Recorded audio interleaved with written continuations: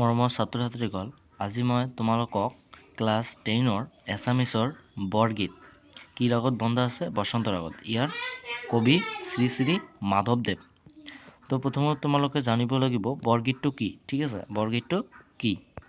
বৰগীতটো হ'ল মহাপুৰুষ শংকৰদেৱে আৰু মাধৱদেৱে বিৰচিত এক নিৰ্দিষ্ট সংখ্যক গীতক বৰগীত আখ্যা দিয়া হয়। যেনেকুৱা শ্ৰী বিষ্ণুপ্ৰসাদ ৰাভা যিবোৰ গীত বা গীত ৰচনা কৰে সেইবোৰক ৰাভা সংগীত বুলি কোৱা হয়। ঠিক সেইদৰে শংকৰদেৱে আৰু মাধৱদেৱে যিবোৰ গীতক ৰচনা কৰে সেইবোৰক বৰগীত বোলা হয়। ঠিক আছে, তাৰপিছত ইয়াৰ ৰচক কোন? শ্ৰী শ্ৰী মাধৱদেৱ।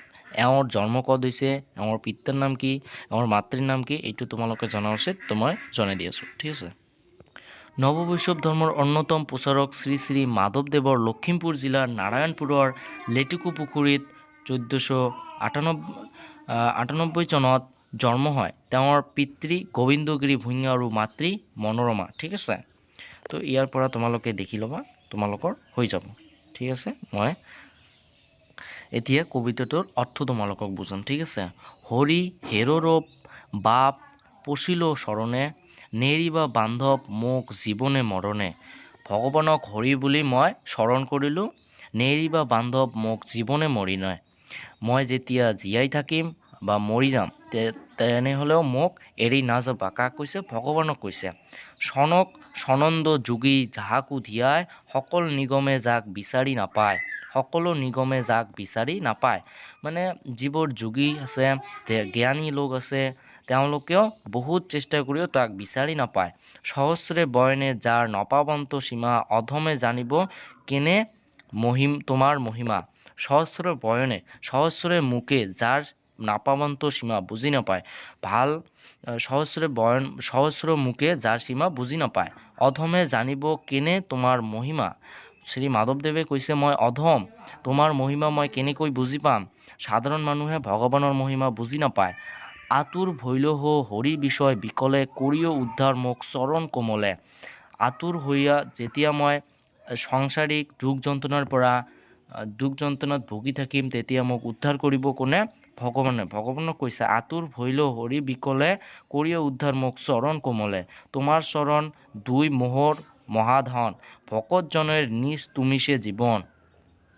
মানে তোমাৰ চৰণ, তোমাৰ ভক্তি,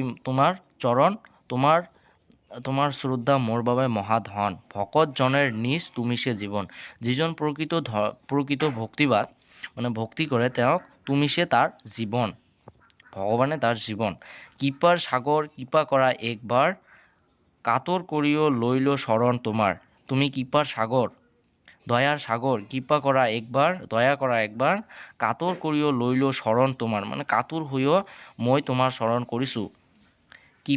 কৃপা কৰা নাৰায়ণ চোৰ মোহ পাশ, কহয় মাধৱ হৰি দাসুকু দাস।